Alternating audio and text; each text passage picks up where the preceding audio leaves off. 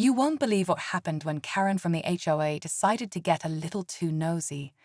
It all started one afternoon when I noticed a drone hovering just above my property. At first, I thought it was a mistake, maybe a neighbor's new hobby.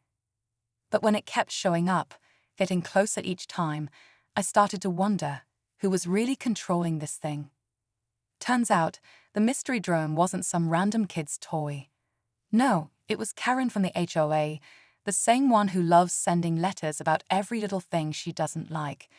She thought she could use her drone to keep an eye on me and my property, maybe catch me doing something that violated the rules. But here's where things get interesting. I knew something she didn't.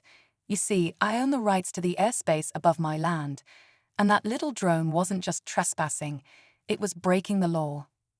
In this video, I'll take you through what happened next, how I found out who was behind the drone, what I did about it, and how I turned the tables on Karen. This isn't just about a drone. It's about standing up for your rights and knowing the law. But just wait. Things are about to get a whole lot more complicated. Stay tuned at first. I didn't think much of it. A few random sightings of the drone hovering over my yard here and there. No big deal, right? But then it became a regular occurrence. Every morning, just as I was heading out for work, that drone would appear, buzzing above the trees or hanging by the edge of my house. It got to the point where it felt like I was being watched constantly. Curiosity got the best of me, so I decided to do a little digging. I started noticing a familiar face around the neighborhood, Karen from the HOA. She was always too quick to issue complaints, usually about the tiniest things, like a leaf that fell out of my tree or a patch of grass that wasn't trimmed just right. But this drone? This was a whole new level. It wasn't like she had ever confronted me directly. Instead, she hid behind the lens of that drone, spying from a distance. That's when I realized Karen wasn't just keeping an eye on my lawn. She was trying to find something to use against me, maybe to get me fined or forced into making changes I didn't want to make. But what she didn't know was that I had done my homework. Property rights go beyond what's on the ground. They extend to the airspace above your land, too. And that's where things got tricky for Karen. But she didn't know that yet. The more I thought about it, the angrier I got. It wasn't just the fact that Karen was invading my privacy, it was the sheer audacity of it. I knew how far she'd go to enforce her idea of order, but spying on me with a drone, that crossed a line. But here's the thing. Karen wasn't just acting on a whim. She had always been the type to enforce every rule, every regulation, no matter how small. And I realized this was more than just about me and my lawn. For Karen, it was about power. Power over the neighborhood, over people like me who didn't always follow her version of the rules. I started to think about the neighbors too. Some of them had been talking for a while about Karen's overreach. A few were already fed up with the constant complaints about tiny details. The thought crossed my mind. What if Karen had been using that drone on others too? What if this was part of a bigger pattern? Was she spying on everyone, or was I her primary target? The more I asked myself these questions, the more frustrated I became. I couldn't just let this slide. If I confronted her directly, she'd probably deny everything, claim it was a mistake. But I had a feeling she wouldn't stop until she had something on me. That's when I realized, if I was going to stop her, I needed to play my cards carefully. There was more at stake here than just a drone in the sky. There was a fight brewing, one that was about to get much bigger. I spent the next few days watching.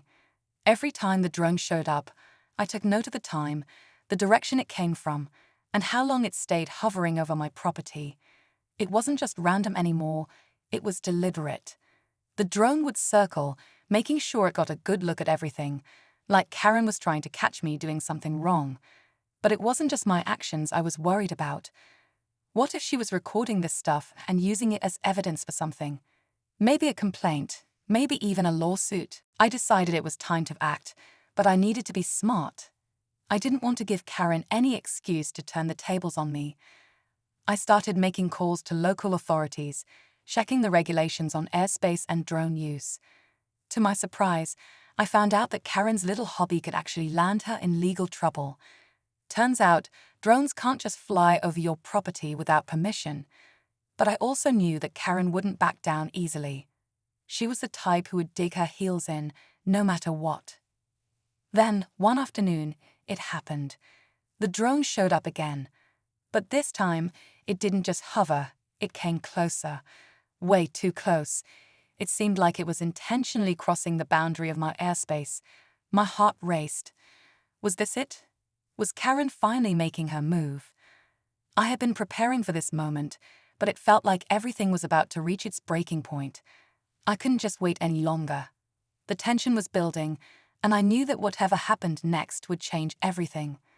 The drone hovered, almost too perfectly still in the air, its camera lens aimed directly at my backyard. I could feel the tension thickening in the air as it crept closer, inch by inch, like it was daring me to do something. But just as I was about to step outside, I noticed something else. A second drone. Smaller, more agile. It zipped in from the other direction, a blur against the setting sun. It wasn't just Karen spying anymore, she had backup. My stomach dropped. This wasn't just about a nosy neighbor anymore. This was something bigger. I watched in disbelief as both drones circled overhead, each taking turns to zoom closer to my windows, then pull back just as quickly. The thought hit me in a flash. Karen had been using this tactic for weeks to track every move I made, but now she wasn't acting alone. She had brought someone else into this, maybe a friend or worse, someone from the HOA who had been helping her escalate things. This wasn't just a game anymore.